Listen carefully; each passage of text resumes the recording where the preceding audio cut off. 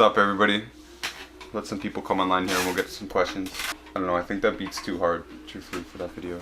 Yeah. Hey guys, anybody who has any questions here, go ahead and put them in. So the first question today was about water. It's extremely important to drink enough water. It's one of the easiest things to do. It's one of the things that most people don't do. Even people who are conscientious about it, you know, they're really not strict about it, meaning, you know, being prepared, bringing a shaker cup with you or something. You don't often want to just be drinking water. You know, you could be putting something more beneficial in, even you could be putting vitamins and minerals in, you could be putting products in, you could be a protein shake, it could be something, but making sure that you're continuing to hydrate yourself. So the gallon a day, you know, that goes for just water, but water plus anything beneficial.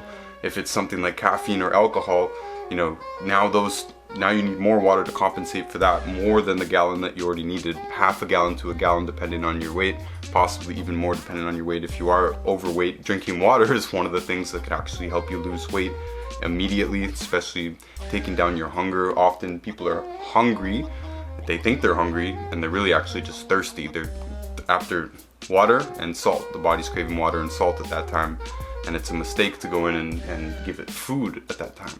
Also, obviously, drinking carbonated drinks at all, it's going to increase your need for both those things drastically, both water and salt, heavily salted water to compensate for the carbonation. Anybody who's drinking carbonation with a meal, it's one of the worst things that you can do, both just for hydration's sake and for digestion's sake, because it neutralizes the stomach acid and you can't digest food properly. And I think it is kind of more important what else you're drinking other than just water. Like, if you are drinking only water all day, that's not enough. You need the supplement. You need to put the supplements in the water for the most part. And then if you're drinking some of these other things out there on the market, you know, again, especially coffee. I'm a coffee drinker, but you need to compensate for that, right? It does dehydrate you. It does increase your need for water and for salt specifically, and also a whole host of vitamins and minerals, especially vitamins. We wake up dehydrated, right? One of the best times to drink a ton of water is first thing in the morning. Supplementing first thing in the morning is excellent as well, even before coffee. A lot of people that I know who have done this, actually, who were used to waking up and drinking coffee first thing, and they switched to water with supplements in it or water with salt in it, they no longer wanted the coffee. It didn't happen in my case necessarily, but it's happened to quite a few people, and it can be very beneficial, especially a lot of us coffee drinkers. You know, now I can't drink that much because I'm actually absorbing it and utilizing it, and it's harmful at that point. Whereas I used to be able to drink 10, 20 cups a day, and there's a lot of people who are they're doing that, you know, and I was lucky. I never put sugar and like milk or cream or anything in it. I just drink black coffee. Now I use butter in it. Excellent, by the way. But if you're putting sugar and cream in it, now it's bad for you, basically, and that dehydrates you even further. Using pink salt in my water, is that the best salt in your opinion?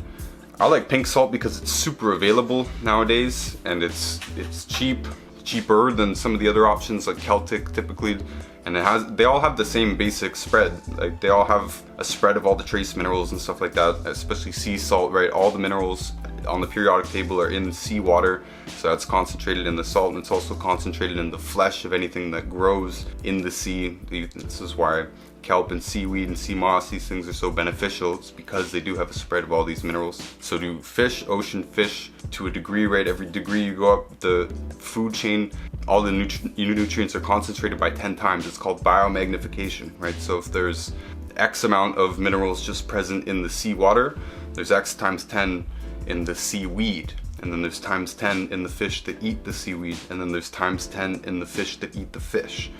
Right? And it's an exponential increase in the amount of these compounds that are in the flesh, right? And it was that first stage there, converting it into plant material, that made it bioavailable, right? The nutrients from salt aren't necessarily all bioavailable. They have their own function and their own role as salt, as electrolytes, and these are cofactor molecules for other reactions happening in the body. Right, so that's why we need salt, and it's not good to think about salt with its mineral content as a benefit for getting minerals. It's for getting the electrolyte properties of it mostly. Someone said, how should we purify water? I mean, my preferred method at the moment is going to be reverse osmosis, because it's the most affordable and practical way to do it in a home. Distillation is probably the best, right? Because you're completely sure that it's got nothing in it. But then now you're left over with basically kind of dead water. So you've got to do something to remineralize it or to add motion or structure to it, right? This is why some of these machines can really go up in cost, because some of these processes can be quite complicated. So reverse osmosis, it is for me. It's anybody can really do it for relatively cheap and get it installed or install it yourself. It's not that difficult. We have a filter at our house, you know, and if we go out, we take a container full of our own water. If you know how long you're going out, fill up another container, right? Because you really can't rely on the water supply out there. You know, even trying to buy water, a lot of times you go in and you can't find distilled in the store. What about trying to find water hole? Is it too dangerous? Most people, especially most people that would be listening to this, they're not going to be living in a place where a water hole is going to be accessible or desirable, right? If you're in a major city, you're not looking for a water hole, right? You're looking for purified water, basically. Next question was tanning beds. I don't believe that we should really be using tanning beds. I think maybe we could do it in a way that was beneficial to us and that was not harmful in the radiation and EMF that we're exposed to while in the tanning bed, right? And also they filter out the certain waves in the tanning beds, and I think we need all of them. I think we need the full spectrum that the sun has to offer, and the sun has a very special and particular benefit to us that I do not think can actually be replicated, you know, adequately. And people are like, well, it's winter. No, it's winter here too. I'm not out there getting sun too. And the next best thing that we can do actually to get vitamin D is to get it from food. It's one of the exceptions to the rule of supplementing that, you know, most of the nutrients are actually, they're better found in supplements. It's far more reliable than any other source, but vitamin D is best from the sun, and then the second best is for food, because we do have a hard time processing vitamin D as a supplement. So it's really our last resort, and in some cases it's our only resort. But the foods that would be highest in vitamin D, by the way, are organ meats, especially liver, and a lot of people don't eat that right. So it's much easier to supplement, especially if you're looking at this every day. Have a little piece of liver every day. And tanning beds, I don't know, man. I mean, maybe it's a good idea for us to have a vacation twice a winter. I've left the cold latitudes for a few winters, and it was very beneficial. I mean, you have sun year round, feel great.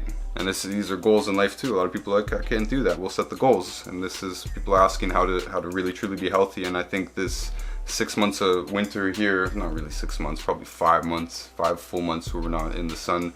Up north we got 8 months, you know, we're not really in the sun. It can't truly be beneficial. You do need to actually get sun itself, real sun. You don't have to go that far south. You don't have to have an expensive vacation, but going somewhere where you can get sun is going to be one of the most beneficial things that people can do in their actual life. Like, I just went down to Arizona a little while ago, and even getting just a little bit of sun out there, you know, it's good. I haven't seen the sun in months up here. I mean, your skin hasn't seen the sun, right? It's a different thing from you're just walking around and your hands and a little bit of your face is getting it. You're not getting the full benefit of being out there in the sun. If you live in a big city, what are ways you can protect yourself from EMF? It's one of the toughest things to answer because it's a really tough situation. We've got a crazy amount of radiation out there. With the cell phone towers and with high voltage power lines and Wi-Fi in every house, sometimes more than one Wi-Fi in every house. You know, a lot of houses are split up into apartments. It could be 4 or 5 Wi-Fi sources in a single house. You're in some of these cities, your phone's picking up dozens, if not 50 or more, you know, Wi-Fi signals. Everybody's got a phone. Their phone is not just radiating themselves. If they're keeping it in their pocket, it's affecting them. You can protect yourself marginally, but importantly, by taking the phone off of your body, right? The phone is going to be people's biggest source of radiation in their daily life. You holding it, never putting it to the head is a good idea. Like, these are, even if you have a cell phone tower 2 blocks away, if you're putting your phone to your head every day, that's going to be doing more damage to you, in my opinion. So you can use headphones. There's even EMF free headphones, but any regular standard headphone that has a wire is going to be a lot less. The AirPods, you know, that's going to be one thing you want to avoid for sure, right? Your own Wi-Fi, you can cage your Wi-Fi with a Faraday cage, because it's probably going to be putting out a lot more output than it needs to. And I mean, teaching other people about this as well. We can all be conscientious about our devices. Like, I'm sitting here in front of this device, and I have the iPad here. These are both radiating outwards, even with most of the buttons off, right? They're both on airplane mode They both only have Wi-Fi on, there's no Bluetooth, and it's still crazy amount of radiation. And this is not even talking about the overall environment. We are in a city here, and this city, it does have a lot of cell phone towers. It does have a very high voltage power line range not that far from here. And it's imperative for us to know how serious this is and how big the difference is between here and in the country.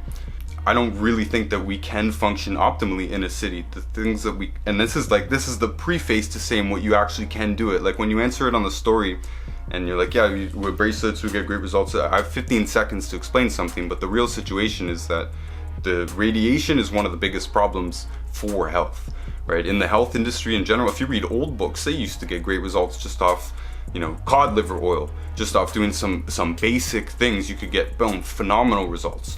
In our own industry, the supplement industry, it hasn't been around that long, but they used to get amazing results with certain things. And you can ask anybody in their own specific business if they've been doing it a long time, or practice if they've been doing it a long time, they will actually tell you that they used to get better results. And the food, sure, it's gotten worse. Chemicals have gotten worse, right? The overall environment has gotten worse. There's less nutrients in the food supply. There's more drugs being prescribed. There's a whole bunch of things going on. And now everybody carries this in their pocket, right? Everybody carries the phone on them. Everybody's got signals going out. Everybody's got cell phone towers connected to, right? Every city's wired up. Every city's getting progressively more wired up with more and more transmitters and more cell phones and stronger ranges and all this kind of stuff. Being aware of this is like, well, do I even want to be in a city? And it's a very strange conversation to have, because it actually is a political thing that we do need to take care of, because, you know, we're selling supplements here. The supplements don't get absorbed if the blood is all screwed up, if the blood vessels are all clumped together because of stress from radiation. If you have this thing in your pocket, you are having immense stress to your blood. It's going right to your blood, right? It's affecting the blood, and the blood is what carries nutrients around. The blood is what carries oxygen around. So if this process is compromised, I mean, this is your life force, right? The blood is the life. The body puts more effort into maintaining the health of the blood than it does any other system, right? There's a hierarchy of systems that your body will put resources to, all the resources that it has, and the blood is the first one, right? The body will take nutrients and resources away from other places in the body to make sure that the blood is okay. That's why we get so many people coming to us saying, I have all these problems, but my doctor said that I was fine, right? The doctor said, this is how doctors would say it though. They say, well, according to your blood work, we can't really see anything wrong with you. So most of the time they suggest just seeing what happens, and if it gets worse, come back, or they could offer some drug, but if they don't even know what category the problem is in, then they won't, you know. And we get a ton of people coming with these mysterious problems that of course stem just from the basic underfunctioning of the body due to bad digestion, bad food, or not the correct foods. Even if they're eating correctly, you could be eating organic whole wheat. It could be killing you and stopping you from absorbing certain nutrients, and you're going to have symptoms show up all throughout your body. And this is why often things go undiagnosed, or they kind of just push you towards a diagnosis, you know, because you show some of the symptoms of that problem. By the way, I didn't even answer what to actually do about the radiation. Obviously, we do recommend the frequency tuning disc on the bracelets, is the best way to do it. I have another pendant that I'm wearing under here that it has a strong effect, and a lot of people will, you know, turn off from that and be like, that sounds crazy, but there is devices that can help. There's devices that you can put on your phone. This is money being spent to protect yourself at the basic level, but being in the city, you are going to be constantly exposed no matter what, right? If you work in a building, you're going to be exposed, you know, to different sources, fluorescent lights, all these kind of things. They do affect us. I think they affect us on more and more of a level as well, as our basic health gets lower, right? As our basic immunity gets lower, as illnesses rise, as prescriptions rise, you know, people are having, now your body is not strong enough to even defend against the radiation stress, right? Your body does have its own resonance as well. And when your energy is coherent, then you can actually protect yourself to a degree from the radiation. But living in a high radiation zone, I mean, or working in a high radiation zone, it's very difficult to overcome this, other than understand that we actually have to do something about this in our environment. Like, this is not a solution that we can buy out of, right? People come and they say, well, what do you do about this health problem? Okay, well, it's easy. You stop eating these foods, and then you want to eat these foods specifically, and then you want to supplement, right? And then you want to boost this, and that's an easy protocol. But same, how do we protect ourselves in a city? It's very difficult, because it's not something that we can directly control ourselves. You can buy supplements and do that. You can choose what to eat and what not to eat, but you can't necessarily choose the radiation that your neighbor puts out, right? You can't necessarily choose what voltage the power lines in front of your house are running at. This is something that's beyond us and that we need to work on. Could you please share advices on treating adult acne, cystic hormonal back acne?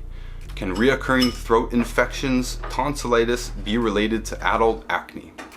Well, acne in any person, baby, lots of babies being born with eczema, right, dermatitis, acne even. But acne is more of a blood thing. So back up, it's usually digestion started in any age. Bad foods, especially the glutens, inflaming the intestines. Could be dairy, could be Doritos, could be any of the thing out there really, but the intestines getting inflamed, and then since they're inflamed, now the surface area is reduced, so there's less room for them to absorb nutrients, especially the big molecules, the fats, the fat soluble vitamins, the vitamins. I mean, these are compounds and the minerals are not, right? The minerals are absorbed differently. It's often, this is why we got great results, from just mineral supplementation, especially strong plant-derived minerals like Dr. Wallach kind of invented, that can actually be absorbed right in the mouth. If you've never had them before, chances are they'll almost burn your mouth if you take them at the regular strength, the regular dilution. If you don't dilute it, can actually almost burn your mouth, and that's it absorbing right into the mouth. But all these other nutrients need to be absorbed in the intestine. They need to be primed by a strong stomach acid. First major step that you can control by your salt intake. If you have enough salt, you'll have strong enough stomach acid. Presuming also that you don't have a major calcium mineral deficiency that could be preventing the cells from actually being able to get the stomach acid into the stomach correctly. So that's fixed with calcium, right? Salt and calcium, and you need salt for the strong stomach acid to absorb minerals like calcium, magnesium, and many of the other ones, and vitamins as well. The stomach needs to be strong for the actual priming of this system to go into the intestine. The intestine needs to be working correctly, which is the liver and the gallbladder. This itself needs minerals. Those minerals needed to be absorbed in the strong stomach acid. So this is what we're getting to acne, because this is how it happens. This is how the deficiency happens, because now good fats can't be absorbed in an inflamed intestine if that is the case, or they can't be absorbed if they're not broken down correctly in the stomach, and they go into the intestine undigested, right? The stomach acid is supposed to break down these proteins and fats so that they can be absorbed in the intestine. And all this other stuff that could be going wrong, it's not as common. It's just the stomach acid first. Bad foods and bad stomach acid. And this is the whole dirty blood, this is the whole sticky blood, this could be leaky gut as well, right? If the intestines are inflamed, then there's holes forming in the intestine wall, and food is going through those holes instead of going through the villi that are inflamed, which are the organs that are supposed to absorb these nutrients. That's why they're there. If that's happening, you're getting leaky gut, stuff's going into the blood. Remember the blood, how important the blood is. Stuff's going into the blood undigested. It's supposed to get in there in a form where they can just take it to the cells and give the cells what they need. The cells need the individual amino acids, right? The cells need the individual essential fatty acids. The cells need the individual minerals and possibly the individual vitamins as cofactors in this process, right? So this all works together, right? Talk about 90 essential nutrients, they all work together. Well, they all work together in this process as well. And it starts with the salt, because the sodium and the chloride are both essential minerals. And I would argue they're the two most important of the essential minerals, because without that stomach acid, you can't digest food and you can't absorb the other nutrients that you need to do all this. And if your digestion is not working correctly, and that has something to do with not enough stomach acid's made of the salt, right? Made of the chloride and the salt, partially, among the other gastric juices. And that's how you digest these good fats and these other things that you need for healthy skin. And if you do have dirty blood, proteins getting into the blood undigested, fats getting into the blood undigested, or whatever, food material getting into the blood undigested, you're going to be having dirty blood. And this is going to cause a circulation problem itself, and this is what it is. These are toxic deposits essentially from this dirty blood. The blood's trying to get rid of it, it's going into the skin. And so need to avoid the bad foods, need to have enough stomach acid. You could possibly use digestive enzymes, especially those containing ox bile and betaine hydrochloride or something. We do sell them, you can DM us about it, but you might get a better deal on another market. There is other products that you can go and you can just go to the health food store and you can buy one that has ox bile in it and digestive enzymes in it, a spread of them. And one with betaine hydrochloride in it on top of that could be extremely beneficial, because if you get your stomach acid working correctly and you get your digestion working correctly, your body is going to benefit massively just from that, right? And you could do other things. You could increase your circulation with lymphatic exercises, and you can look that up on Google. It'll give you a whole list of things that you can do. My favorite are home machines, because you don't have to go out, looking for, you don't have to commute to it, you don't have to create any excuses for it. It's right there in the house. And this could be a shaker machine. Those can be a little bit costly, but they can range from a few $100 to like $1,200, $2,200 even, because they'll have different functions, and it does matter, and they do work very, very well, and it is worth the money for anybody dealing with a serious circulation problem, right? And acne is going to have something to do with circulation, and just exercise itself might not necessarily help, right? It will help the blood circulate, it'll help the body kind of circulate, but not the lymphatic system specifically in most cases. And lymphatic massages are quite expensive, right? So investing in a shaker machine, investing in a chi machine, even using something like a Dr. Ho machine, I do believe can help a lot. There are testimonials with acne associated with all of these, even though that's not what they're really meant for, right? We just want to move the lymphatic system around. And you could use a swing set too. You could use a trampoline, even if you're on a boat long enough, getting thrown around. It's the whooshing feeling, going down a roller coaster or a strong hill. Even, I mean, it's a light lymphatic exercise essentially. And this all has to do with acne. I'm going into more detail than is necessary really, because often just quitting gluten and dairy and whatever, people lose their acne. Sometimes just supplementing with omega-3 essential fatty acid and zinc and even just a few things from the grocery store, they can get results with acne. And it's because these things are involved in the skin and all soft tissues, and usually people who come with acne have a list of other problems. It's rarely just acne. And a lot of times you can get somebody on a nutritional program and all those other problems will be helped except their acne, right? Especially if it's on the back, especially if it's cystic, especially if it's hormonal, like this person was asking, right? Hormonal back acne. Go into that part of it. The hormones are made of these good fats, especially cholesterol. So it just goes right back to a digestive problem probably being at the root of this, because cholesterol is the master steroid in the body, and all of the hormones, all the sex hormones specifically, the most important hormones, are made of cholesterol. 75, 65, 85, 95% cholesterol in most hormone cases. So that is the root of it. Fix the digestion, supplement with all the 90 essential nutrients. First thing I would increase would be omega-3 essential fatty acid and zinc. Then I'd go on to selenium and some of the other more important ones as well. What causes night sweats? Night sweats is a sign of a blood sugar problem. You don't have to be diabetic to have a blood sugar problem. You don't have to have a chronic blood sugar problem to have a blood sugar problem in one moment. You could be healthy most of the time. I'm healthy most of the time if I eat a bunch of sugar and even a bunch of dates before bed. I'm liable to sweat, right? And it's because maybe I didn't have enough of the specific nutrients that I would need to control my blood sugar at that time, but more likely I gave myself a sugar overload. It's harder to do with dates, it's harder to do with figs, it's harder to do with fruits, but it's very easy to do with chocolate. I react horribly to chocolate. And by the way, acne, one of the biggest factors involved is going to be blood sugar as well, right? The digestive problem leads directly to the blood sugar problem in most cases. Most cases it goes hand in hand, right? What are the things that screw up the intestine the most? They're the things, that are made basically of sugar, processed carbs, and sugar itself. Sugar itself is more of a poison than a damaging, inflaming agent like the glutens. And the heavy carb foods. Those foods will be contributing most heavily to the blood sugar problem. We consume far too much sugar, not just in its raw form, but in all these product foods and all these packaged foods, and especially in breads and the processed carbs of any kind is going to contain sugar. Most foods that you are buying are containing sugar unless you're buying raw ingredients and cooking them, which is what we try to do, so we don't have to add sugar to anything. But you got to be creative, get your way around it. We made some sugar-free cookies yesterday. They were not really that great. So what causes night sweats, specifically at the root level, there's going to be a mineral deficiency as well.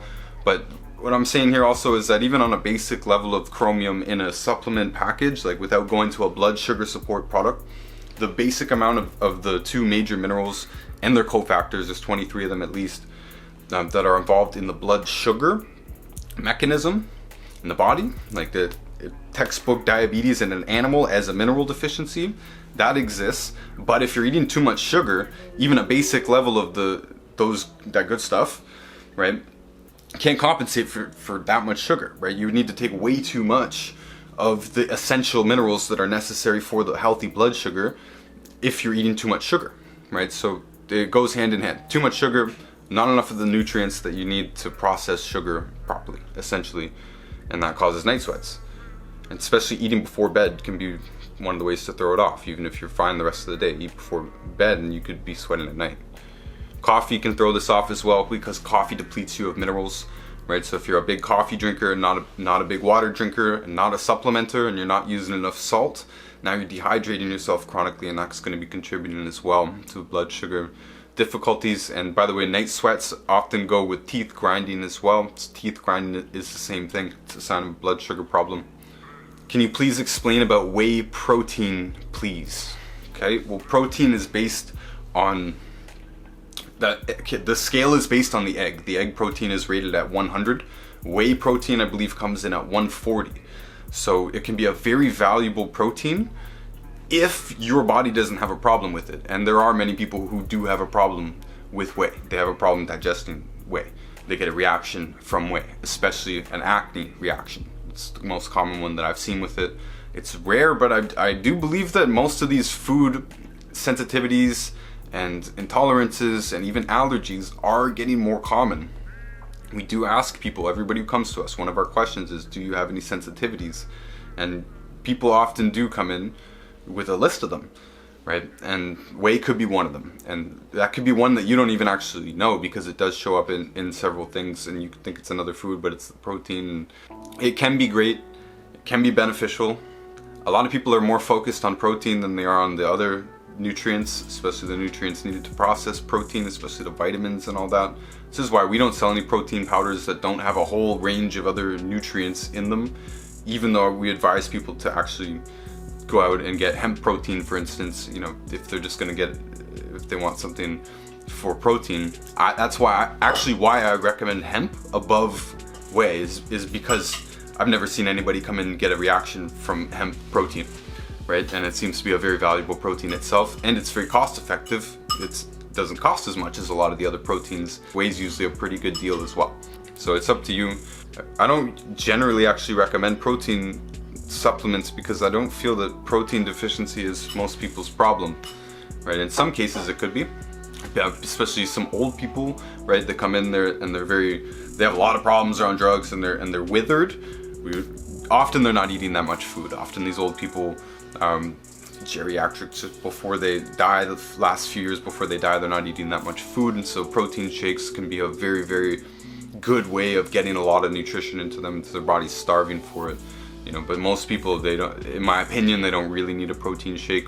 I have protein shakes here, and they last such a long time because we don't feel the craving to use them every day, and we don't really eat that much food either, right? It's the nutrients that your body is craving. Started at the beginning of this video with just water and salt are usually the first two things that your body is craving more than anything else, so more than any food. So you think you have a chip, craving, you really have a water and salt craving, and water and salt can knock out that craving.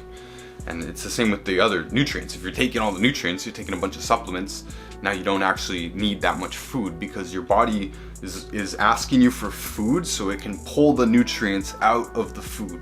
But the digestion itself costs energy. The digestion itself costs nutrients, right? Your body has to invest in digesting to pull those nutrients out. So if you just give the nutrients to the body directly, and you give your body a little bit of what it needs in terms of the major the major nutrients, macronutrients. We're talking about micronutrients when we're talking about minerals, vitamins, amino acids.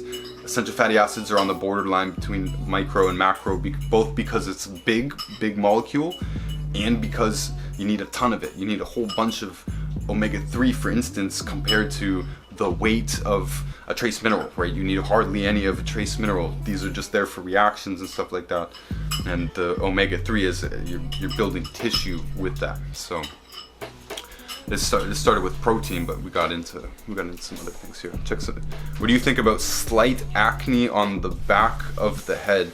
Acne anywhere, it's going to be that same old digestive problem, blood sugar problem. It could show up anywhere. It depends on its severity. And guys, most deficiencies can range. Like, you could have a bone problem or a muscle problem. It's the same deficiency kind of thing, right? You could be overweight or underweight. It's the same basic problem. The gluten intolerance can make you gain weight or lose weight, right? Or unable to gain weight, sorry. You would lose weight to get to that point, but you could be skinny to begin with. Doctors in India are saying no to whey protein. It's probably because they're seeing reactions to it in their demographics, and I wouldn't blame them. I don't recommend whey as my first go-to at all. They said, I am a vegetarian, what can I take instead? If you're a vegetarian, you should go for hemp, but you should probably go for hemp anyways because it's great value. 14-year-old boy with acne isn't normal sign of puberty. No, it's a sign that the body doesn't have enough of what it needs. It's more likely to get things show up in puberty, like to be diagnosed as a type 2 diabetic or type 1 diabetic even. I would agree with that diagnosis because we believe type 1 is a birth defect. And if it's anything else, if it's an organ failure later, if it's just a rampant blood sugar problem later, it's type 2, and that's a nutrient problem. It's it's a mineral deficiency specifically with its cofactors, and it's a digestive problem, more likely in a sugar overload. More likely, it's the same thing with the acne on a 14-year-old boy. If the 14-year-old boy has correct digestion and they take more nutrients for their body weight than they would need to if they were an adult, because the adult is maintaining and the 14-year-old boy is growing. So that body needs a little bit more than the adult per pound. That needs to be taken into consideration. If they're getting everything that they need per pound, there won't be acne. If they're doing all this other stuff correctly. You could knock any one of these pillars out and the whole thing falls down, right? If you're never moving, you're sitting there playing video games all the time, and you're giving yourself a circulation problem and a lymphatic problem. Doesn't matter if you eat all the right things and take the right amount of salt and take the right amount of nutrients, you're still going to actually develop problems. So it might look like a cyst, it might look like a pimple, it might look like a rash, it might look like, right? I don't know, but you have to take all the things into consideration, take all the good stuff, avoid all the bad stuff, and you do have to circulate the lymphatic system. How long do you recommend taking probiotics for digestive health?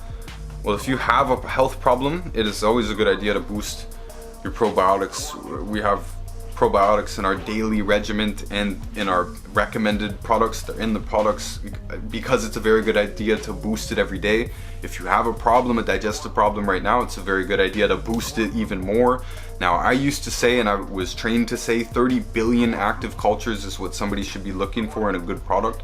But I now know that there are better ways of delivering probiotics to the body, that you don't need 30 billion, right? Wallach came up with a way to crystallize, sort of like one of our other products. It's kind of a revolutionary process actually to crystallize the probiotics, so micro encapsulate them so that they actually make it to the colon much more reliably. The only reason that people recommend taking 30, 80 billion active cultures is because they're expecting most of them to die on their way to the colon. But if you have a more reliable way of delivering them to the colon, then it's much better. So you don't need that much. You don't even need 5 billion. I would say 1 to 5 billion is a great basis if they're micro encapsulated. Now, do you need probiotics every day strictly?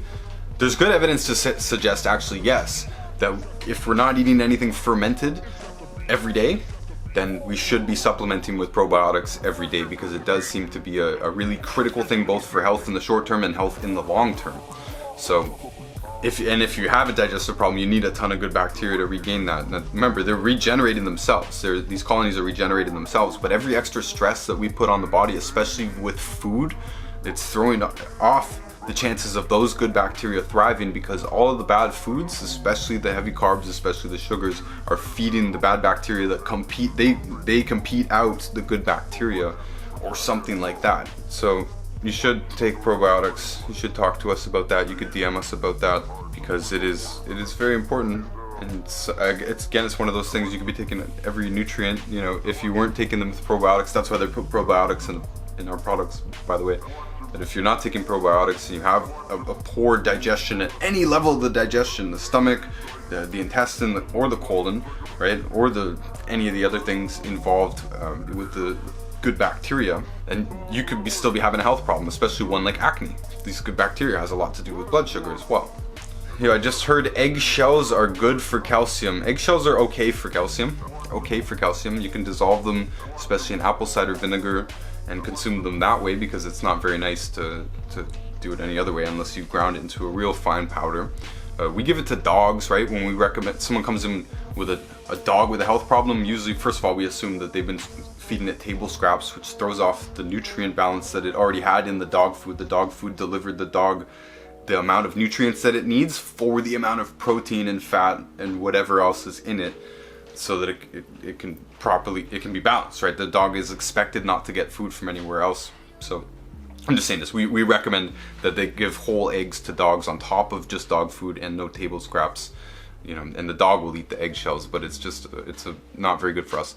It's not very convenient for us to actually eat it. You don't need them for calcium. It's much easier to supplement, with calcium and get your adequate amount. You'd have to eat a ton of eggshells to really get what you need.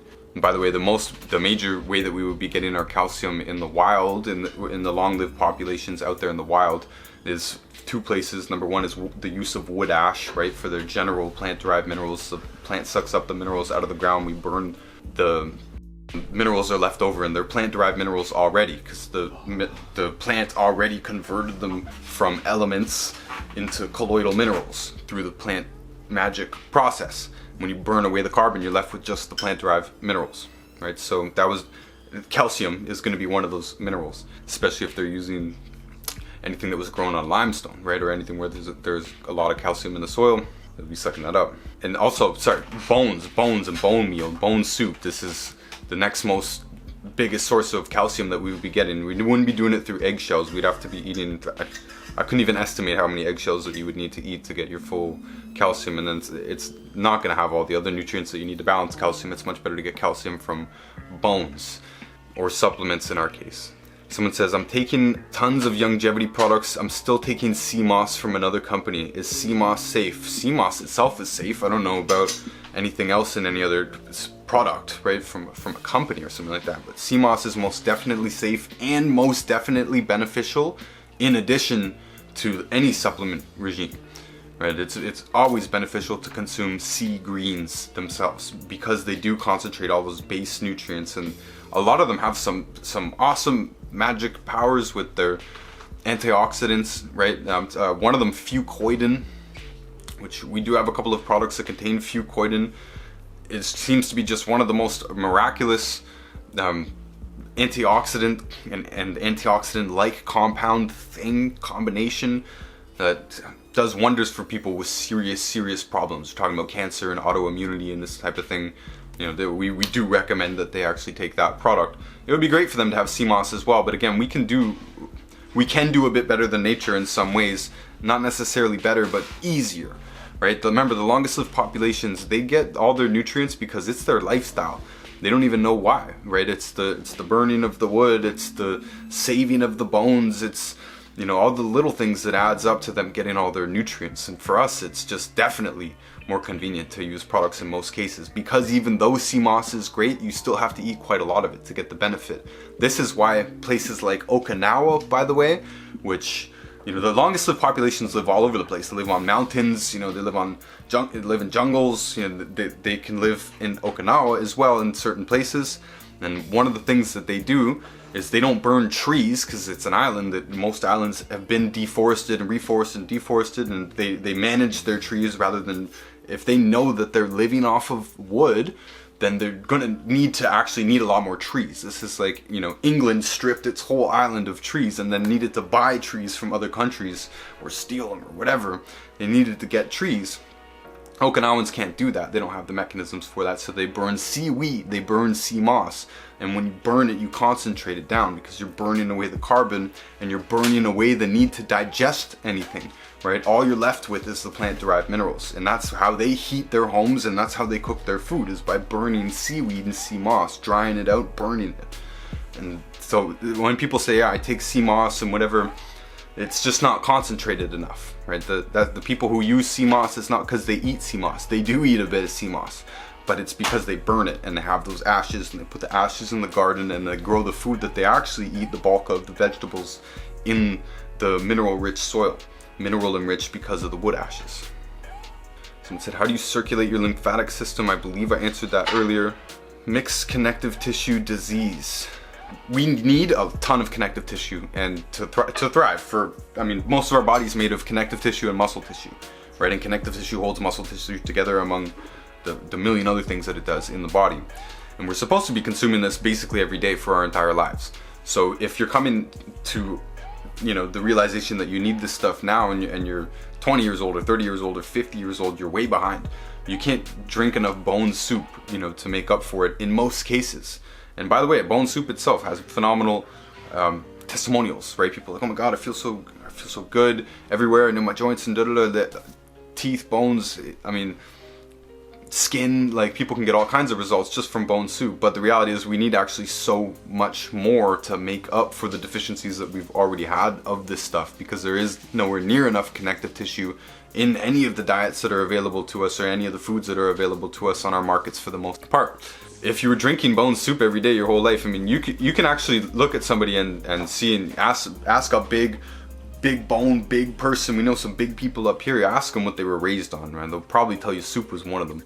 Seriously, and it probably had bones in it, and that was one of the key components. And so now actually it's more efficient to really dramatically boost that with supplementing with the base components of the connective tissue rather than the connective tissue itself, because you need to eat just, again, so much of it to get what you actually need to make up for the long-term deficiency.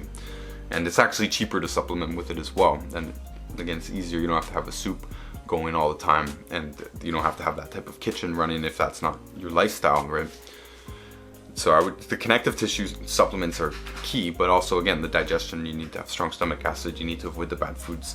You need to take the 90 essential nutrients anyways, especially, and this is, by the way, the reason why there's such mixed reviews, not on just bone soup, but on like people who are like, no, I did it for 90 days and I don't feel great on bone soup.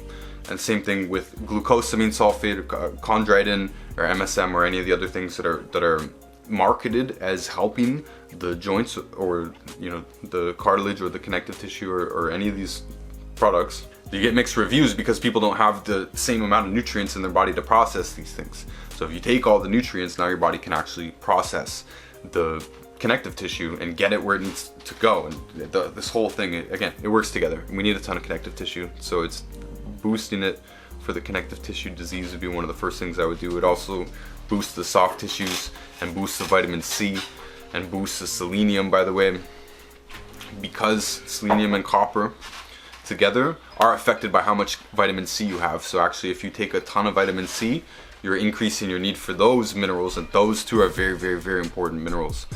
There's a lot of people who say just take a ton of vitamin C, and that's good. You should take a lot of vitamin C, but it has to be mentioned that you have to take increased copper as well. And if you're taking increased copper, you definitely want increased selenium as well.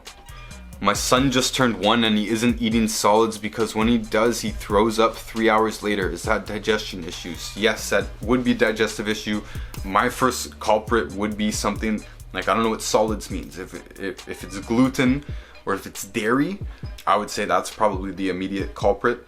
It could be a lack of salt as well. If you're feeding this child food that doesn't have salt on it, then they're not going to be able to digest it properly.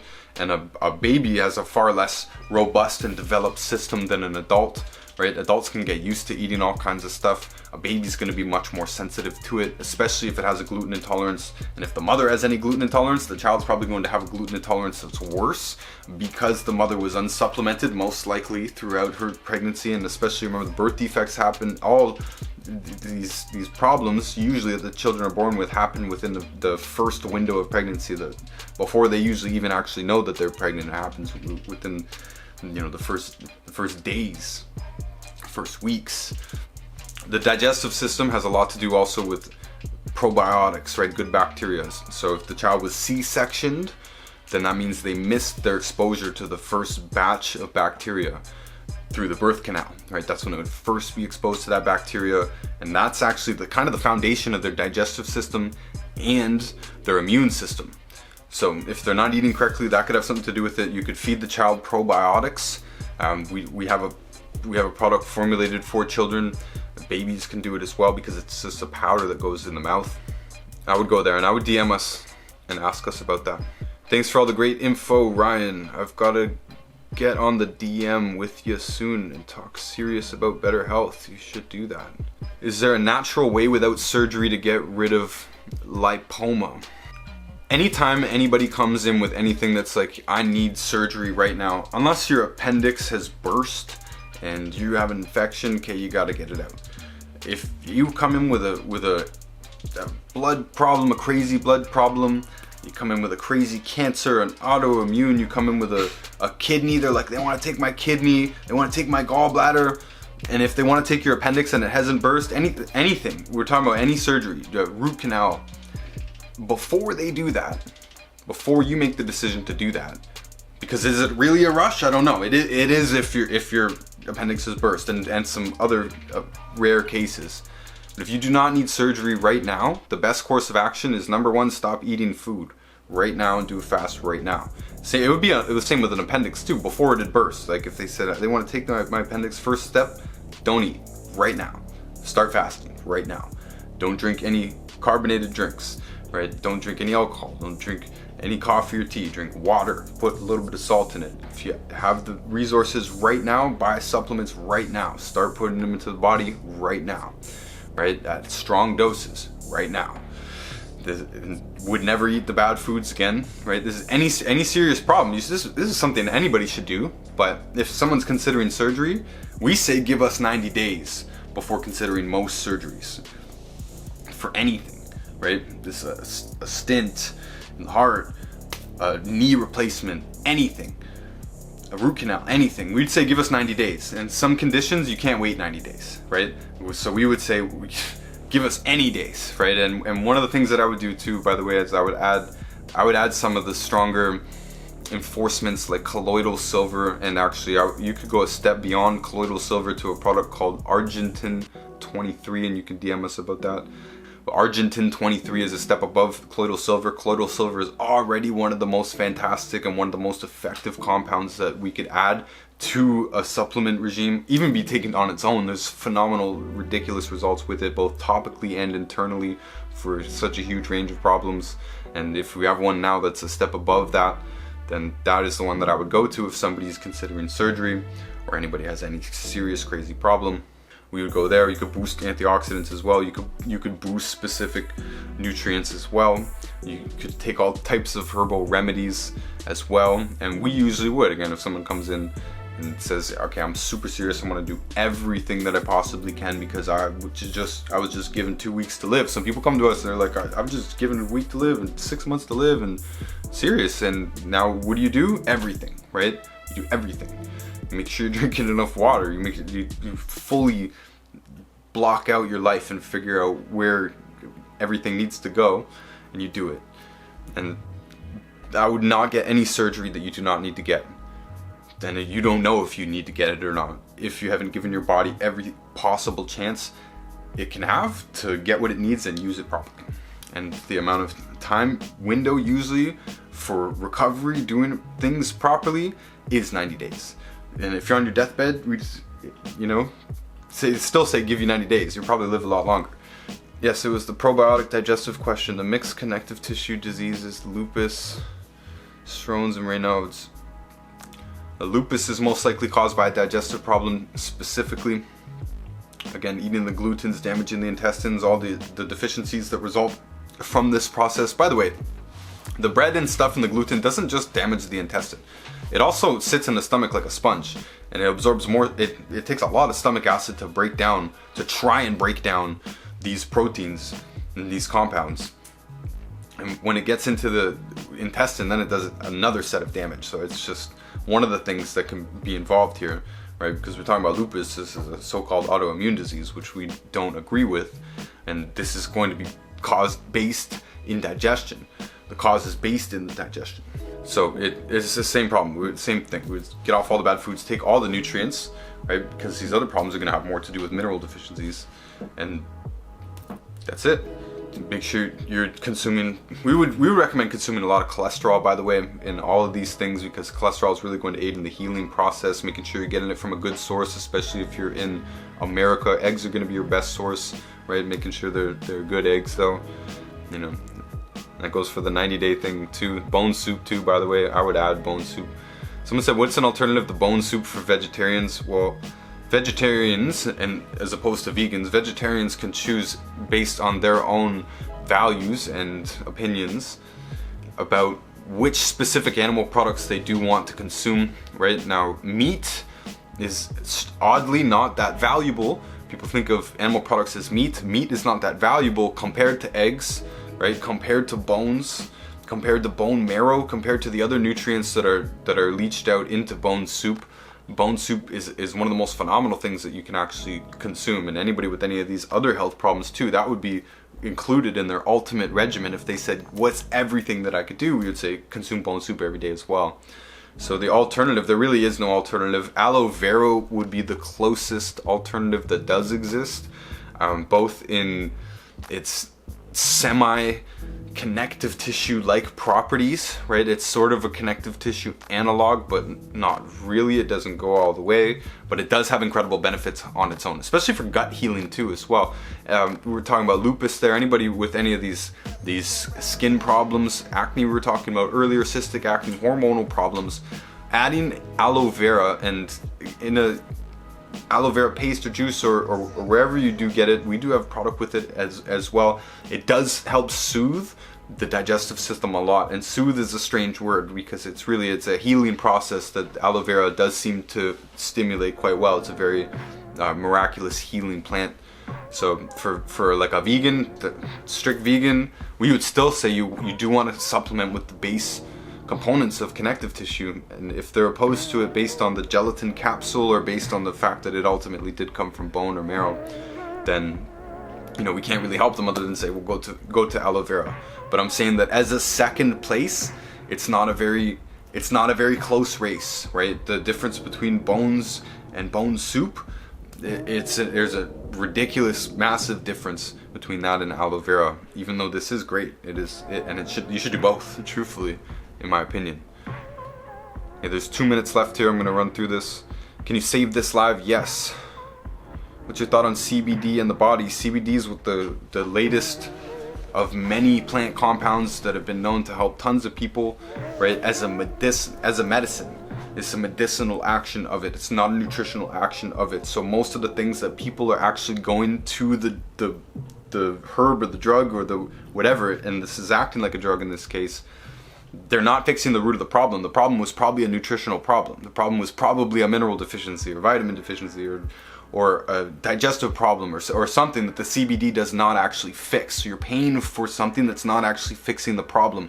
This is how drugs operate. They manage the problem rather than fix it. If you're on CBD to mask the pain, you're not going to be addressing the actual pain. If you're on CBD to stop seizures, you're not stopping the thing that's causing the body to have seizures in the first place. Right? So this is just a super important part, and this will be the last question that I'll answer. If you're just taking a medicine, you're not actually ever going to fix the problem at its root. You have to correct the food, you have to correct the digestion, you have to correct the nutrient intake to actually, do the work of repairing the body. And other than that, CBD can be great to manage the problem in the very short term, but it should be coupled with a nutritional program that makes sure that they're actually fixing the problem. And then one day you won't need the medicine anymore, right? And that's the same with many other compounds and drugs as well. Guys, it's kicking me off here. I'm out of time. Much love and respect. We'll talk to you next time.